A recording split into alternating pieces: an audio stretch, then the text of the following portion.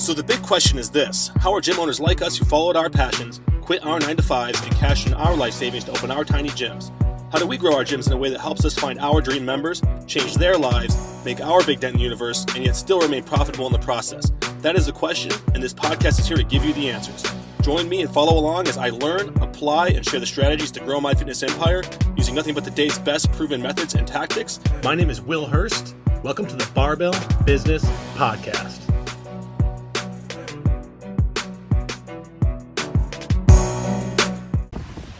Hey guys, it's Will Hurst here, and today I wanted to talk a little bit about what I've learned about the mind, what I call the millionaire mind, and or even what I would like to call the full stack mind, right? The reason I wanted to make this video is because I'm sharing what I'm learning on the journey, both for myself as I aim to level up my abilities for my company, Big Little Gyms. As my company grows and hits certain thresholds, there becomes bottlenecks, there becomes constraints, there becomes new problems, and the bigger the company you run and the more people you manage and the more clients you have, the larger capacity you have to have and the more resourceful you have to become.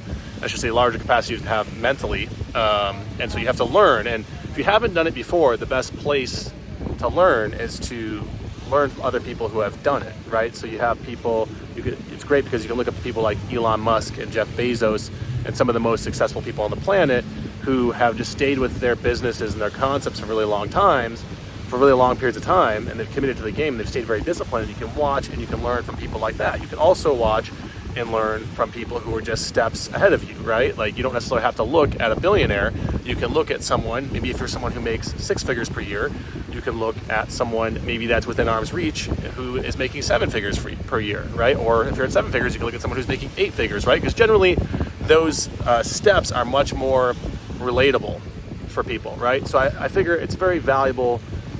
It's the most valuable thing I can do to share what I'm learning, both for myself, but also share what I'm learning from working with people at the level below where I'm at, because I work with I work with over 1,000 gym owners in my company, Big Little Gyms, and what we do is we help gym owners build real businesses, right? We help them gain those skills, both as people and as leaders and as business owners, but also implement systems and strategies and processes and even software and marketing tactics to help them grow their business. And I've learned a lot about working with people, with gym owners, not because gym owners are uniquely different from anybody else, but because actually they're a very good reflection on, I would say, the percentages of gym owners that are gifted out of the box in regards to business, or have had enough experience in business to become gifted and become a great business owner, is probably pretty relative to the general population and almost any other niche as well.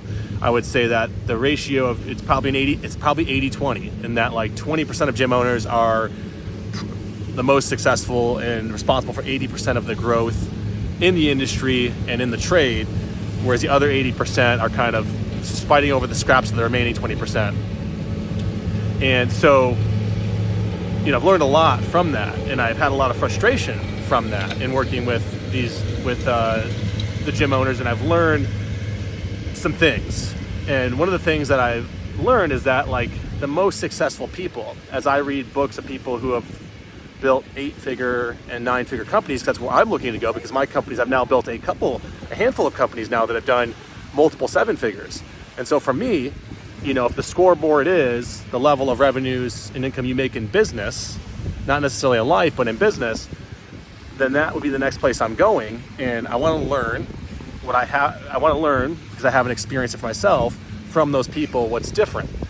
And so looking upward, I've learned some things, and then looking downward, I've learned some things. And what the people who say are gym owners, for example, that go from running a 6-figure business, a business that's barely making 6 figures, because we've had a lot of gym owners that come to us and they're doing, say, $200,000 or $300,000 a year, and they're just barely covering their bills, and they're having to work all the hours so they can make a profit, to building a 7-figure business, or a business that at least gets close to 7 figures, to where they're making multiple 6 figures of take home in and of themselves. And to me, those are 7-figure business owners, even if they haven't on paper necessarily crested the 7-figure mark in a single calendar year.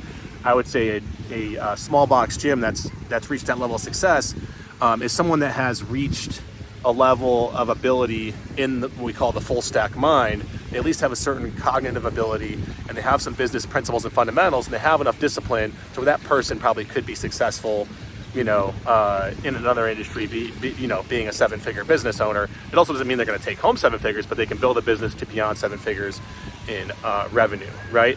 So what are we talking about here? So I want to break this down to some conceptual frameworks that are easy for you guys to understand, because that's what I found is that if the general population of people that run businesses is pretty reflective of the general population as a whole.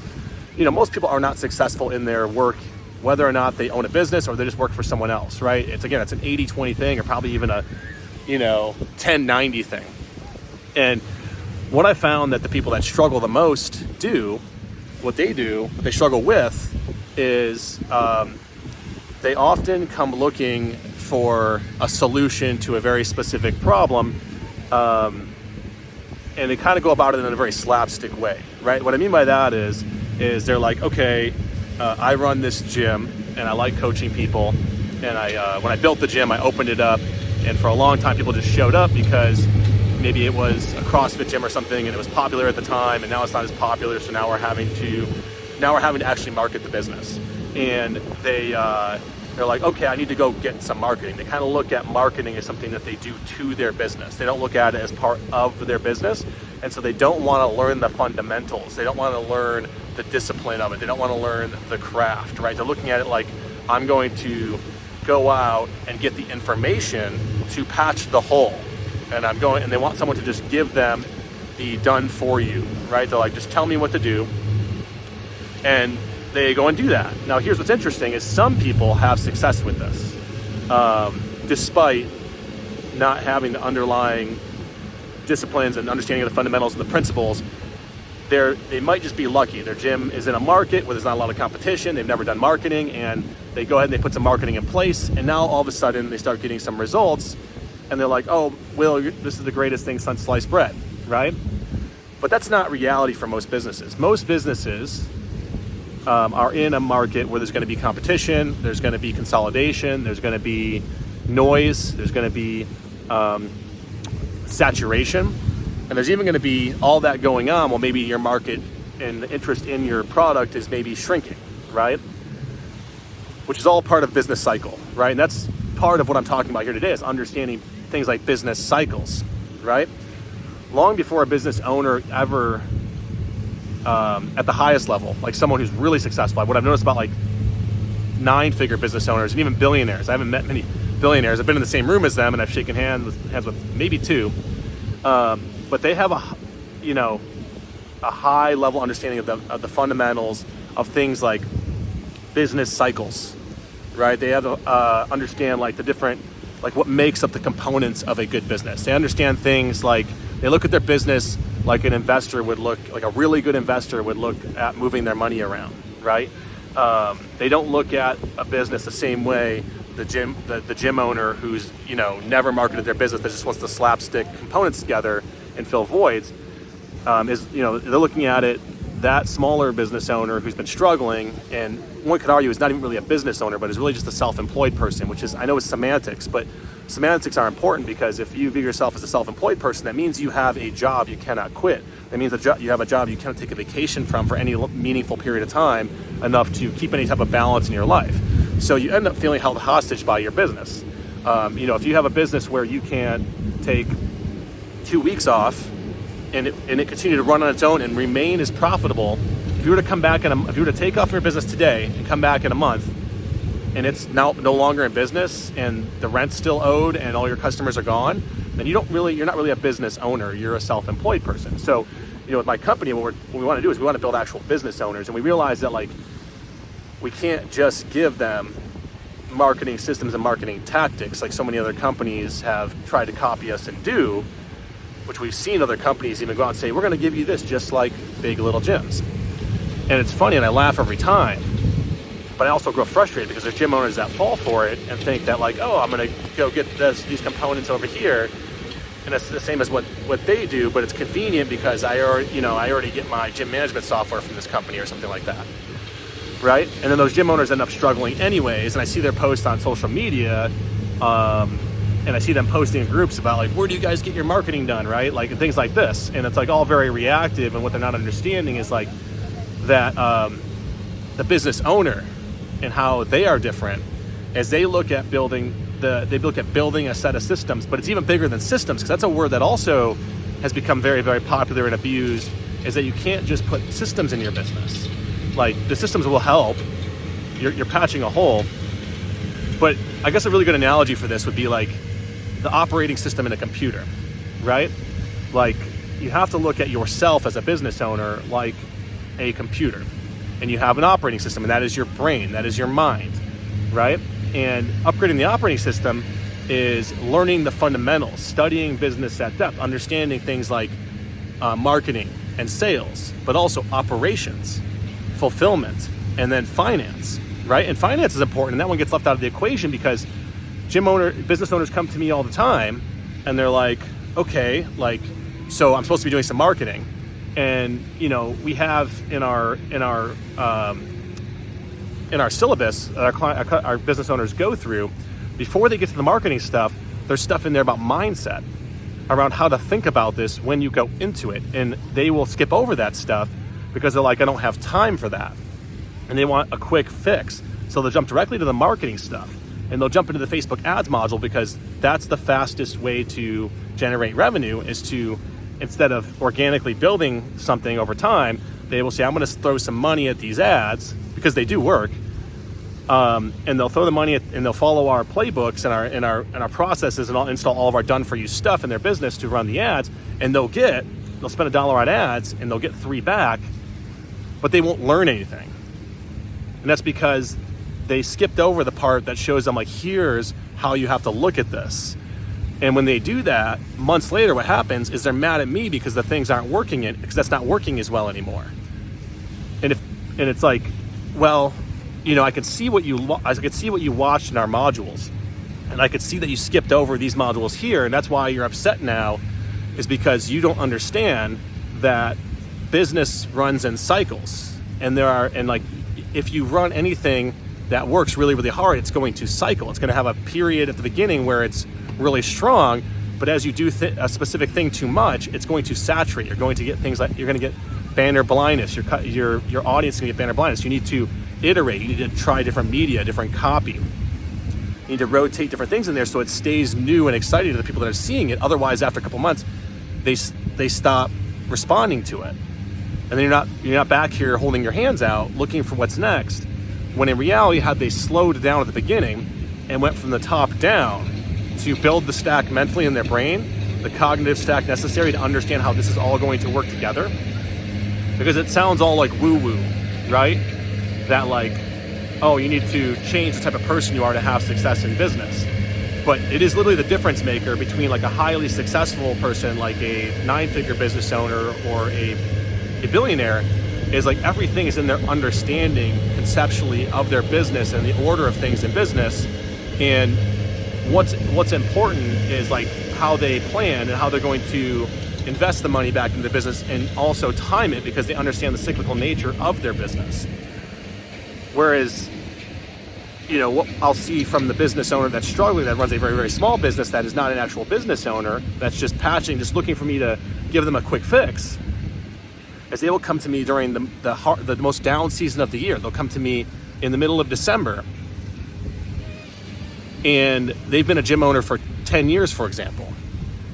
And it's like, even if your business was doing well all year, December is probably going to be a down month.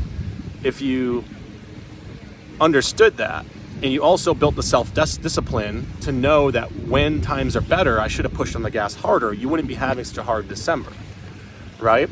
And so the solution to their problem isn't, okay, let's throw some money at some ads right now in December where very likely we're gonna get a very low response rate from those ads.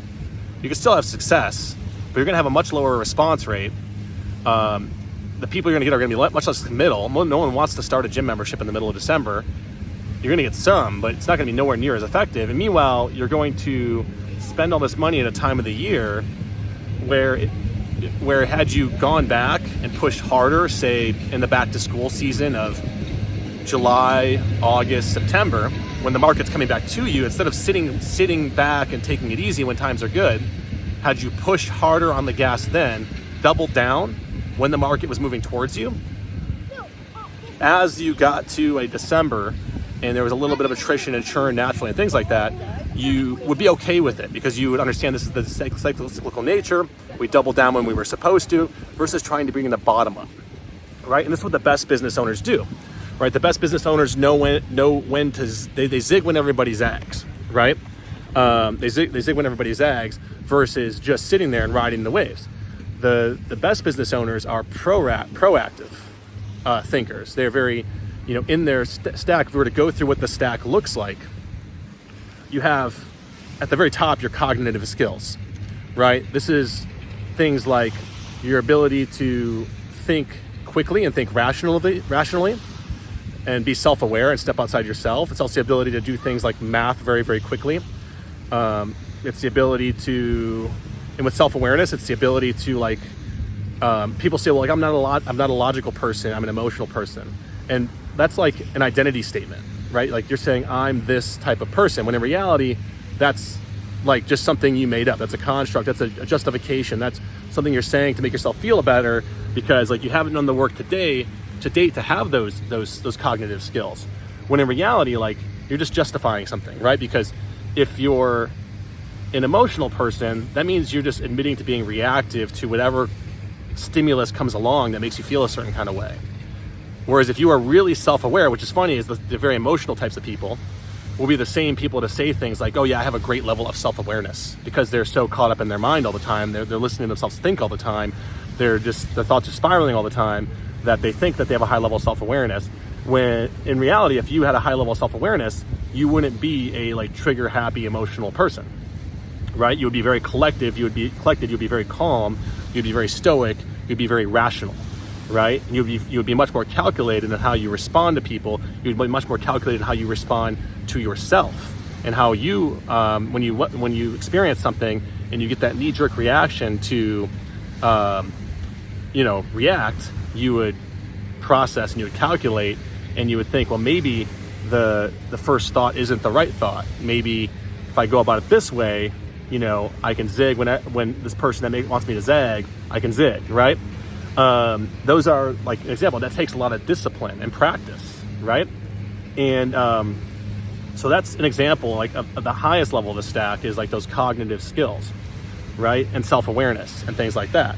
And then the next level down is like your disciplines, right? Like what do you do every day with your time? How do you structure your day? And that comes down to things like sleep. Are you consistent about when you get to sleep and when you wake up? Are you consistent about when you work out every morning? Do you work out, right? Because your physiology affects your psychology, and your psychology affects your physiology, right? So it's really hard to be a healthy person on the inside if you're an unhealthy person on the outside. And I know a lot of people that watch my stuff are fit people because I work with a lot of gym owners, but I would say actually a lot of the gym owners that are the fittest, like the ones that we work with a lot of like CrossFit gym owners, for example. That's not exclusively who we work with. We work with a lot of different types of gyms, but there's a lot of CrossFit gym owners out there that we work with.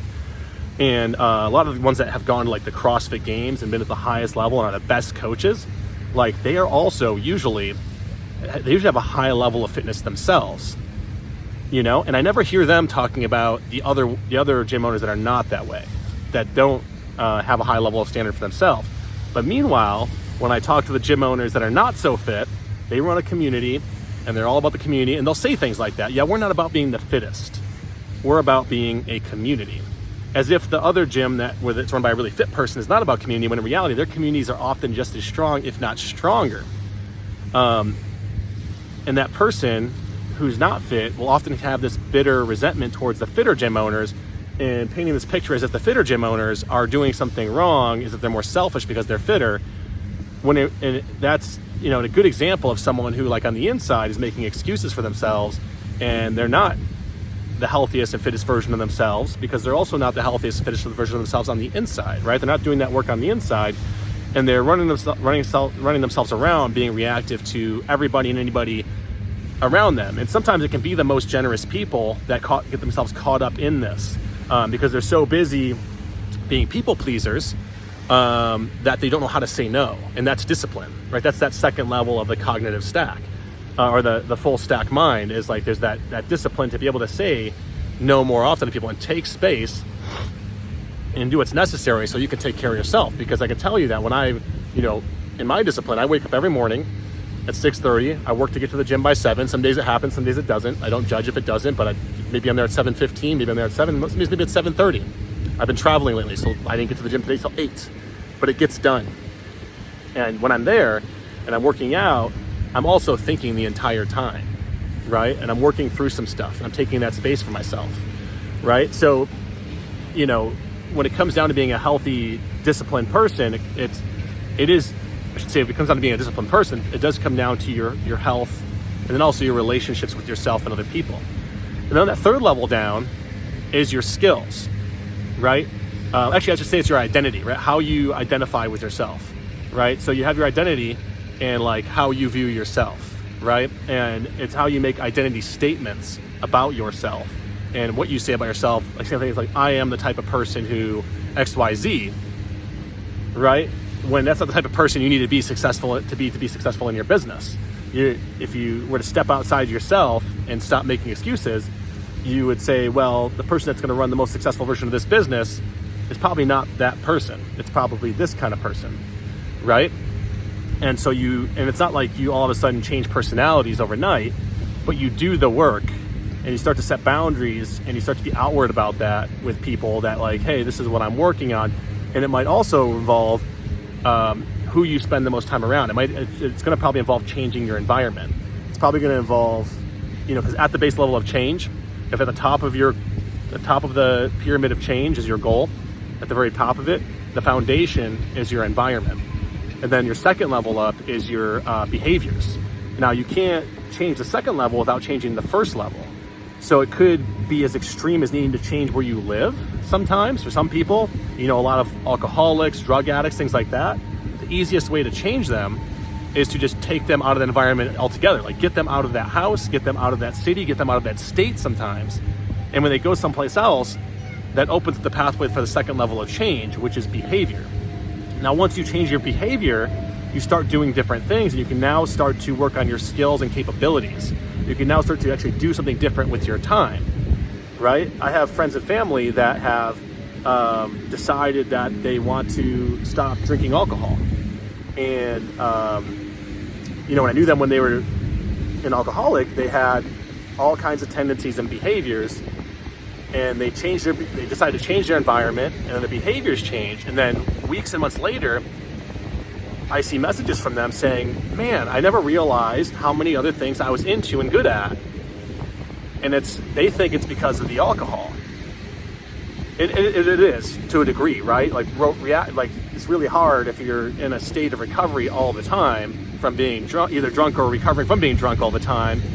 For your brain to have the mental capacity, you're literally killing brain cells, right? Your brain's operating at like half of its effectiveness, and it takes a while for your brain to, especially as you get older, to recover and build new brain cells. You actually start to kill more cells off as you get older naturally. More cells die every day in your body than you build new after you turn about like 40, right? So, adding alcohol to the mix doesn't help because now you're just deteriorating away. And I apologize if you can't hear me. I got a lawnmower next to me here. This doesn't seem to want to go away. So I'm going to walk this way.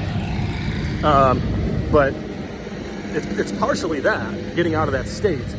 But even further, it's that they've now changed their environment. They're going to things like meetings. And they've decided to disconnect with certain friend groups. They're spending more time with the more productive friends, right? Or they're just spending more time with themselves. That's the one thing I've learned about a lot of people that struggle with like addiction and things like that. And it's not just I personally struggled with thought addiction for a long time, and it put me in a mental health hospital because I wasn't addicted to any substance, but I couldn't get out of my own head. I drove myself crazy. So I had to recover from that. I needed to change my environment, and I did that.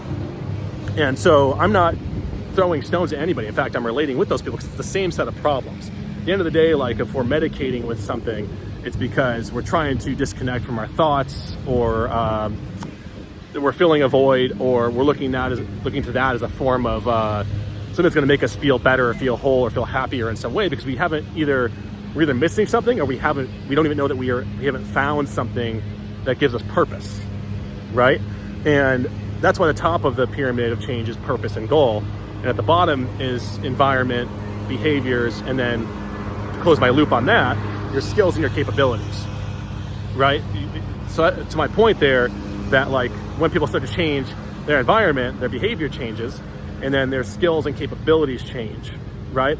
And skill acquisition is the thing that, and the next step down, which is information, because you have the top starting your cognitive abilities, and then you have your discipline and self-awareness, and then you have your skills, and then you have your have information when you go to look for like growing your business. And again, how people that are struggling in business, or people that are, you know, barely making ends meet, how they make decisions is they don't start from the top down, they start from the bottom up, and they look for information first, because they don't actually want to change.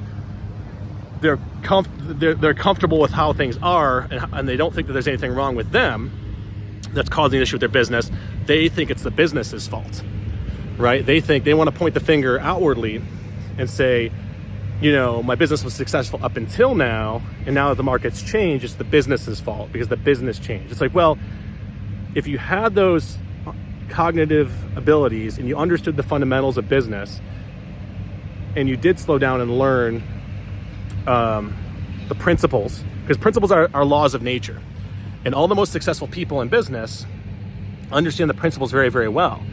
And looking at your business like it's changed, it's its fault, is kind of like getting mad at nature for a storm. It's like, well, if you live by the lake, as an example, it's safe to say you're probably going to get wind and storms and things like that roll in off a big body of water, because that's what happens if you live near a lake occasionally. You get things like that. And that's a principle. It's an understanding. It's a law of nature. Business has a very robust set of principles and laws of nature that if you understand, you can act proactively, right?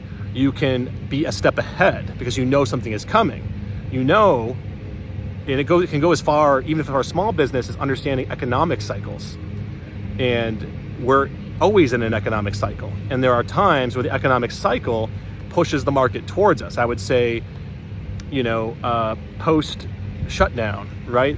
That period of time when they injected a bunch of cash into the economy, all the gyms we work with got busy. Like they had a big rush. A lot of gyms took advantage of that because people were wanting to get back out. People were spending that money. They had excess cash.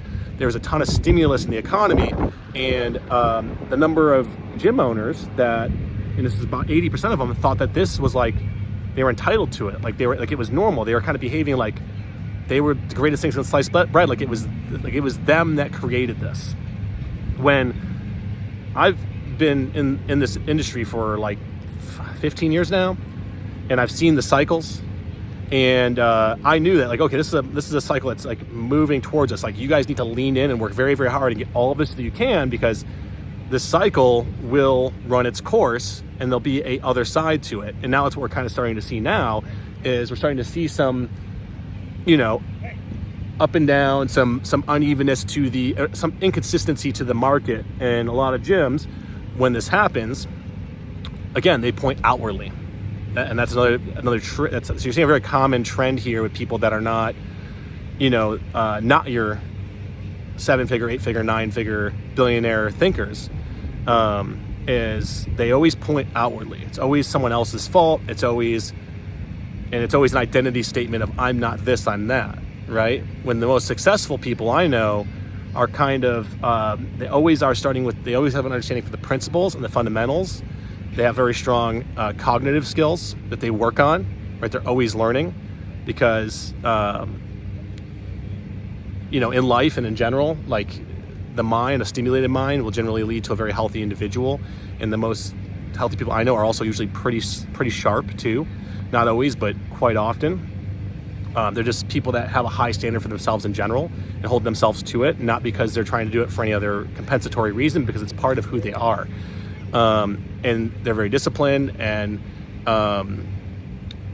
they are also very self-aware, and then they understand how important their environment is, and they also understand how It's the 5 people they spend the most time around, for example, right?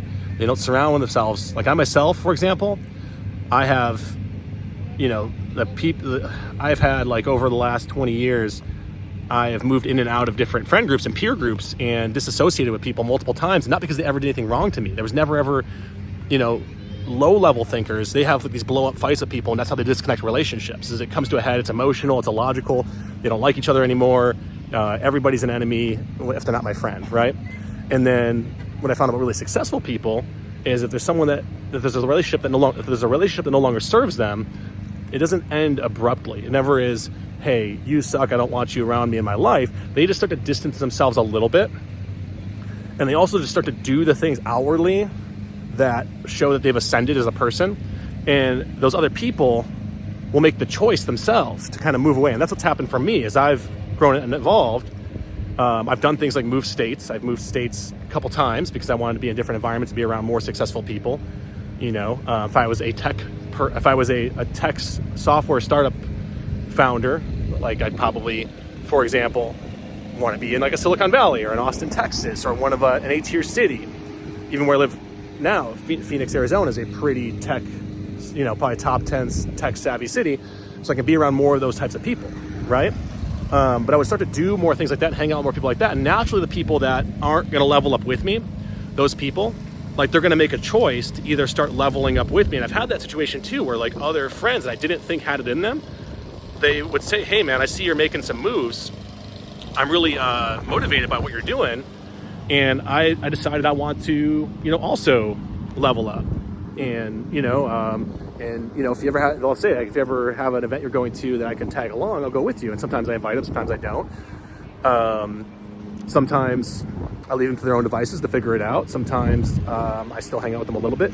But for the most part, most of them are going to kind of get the message without you having to say it. They're not going to, it doesn't need to be like as irrational as like, hey, you're holding me back, right? Like, especially if it's someone like a wife or a family member or, people like that, like, there's other value in those relationships besides like being their best friend, right? They might be a family member. They might not be a relationship you want to sour.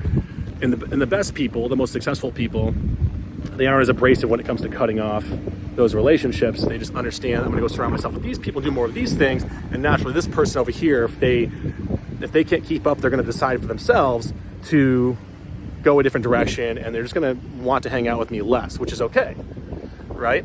And it's part of the journey. And also part of that journey sometimes involves being a little lonely as you find space and find a new peer group, and that's why, like, in being in business, it's important to be around peer groups, right? Like how I help fill those voids. I have friends in my personal life, but most of my good friends are people that are also in business now, because more successful people also, like, their business they don't look at business like normal people look at work. That's a big difference in the best entrepreneurs and the average person that struggles in business. I would say it's the same in people that aren't even business owners. I would say it's the same in people that have jobs. People that really excel in their jobs in life and like just go rocket through their career path. They just climb the corporate ladder like a beast. Like those people, they carry the same mindset as a really good entrepreneur. It's shared because it's more of a personal thing. Again, going back to it being personal, it's a personal thing. It's a personal set of choices, and that person, like, work and life are not two separate things. There's not a divider in between, and like, this is me over here and this is the person I am for work. Like, this person it's integrated, it's integral. When you think of the word integrity, the root of that word is integral. And if you have integrity in your life and in your work, like, you carry those values throughout both equally. You don't have a separate set of values for work than you do for your life, right? You can't, if you're gonna be successful at something, you can't be a really well-meaning, high-value person in your life and then be someone who takes advantage of someone in business. By taking advantage, I don't mean of customers. I mean of like your employers, of your employees, your team members, other people in your life, your family, your friends, all those things, right? So this is what we've run into, guys, and this is like what we work on and is a bigger part of the values that make up Big Little Gyms in my company, because it's part of who I am. And we work really, really hard when gym owners to come on to our program to first lay the foundation cognitively and fundamentally in a set of principles. And we found that the gym owners that have the most success are the ones that play full out when it comes to those things, right? And some of our best clients that have been with us since we've almost been in business, I've generally been these people that take the time to do that. So, you know, hopefully this was helpful for you guys. Hopefully you found this valuable. If you happen to be someone, a gym owner or someone in my niche that, you know, wants to have more conversations like this and have access to resources where you can help build that cognitive stack and build a better business, and the system's all within, you can go to biglittlegyms.com and read the page if you want. If you like this video, feel free to like, comment, subscribe, do all the things on social media. Thanks for watching. Guys, have a great day. Bye.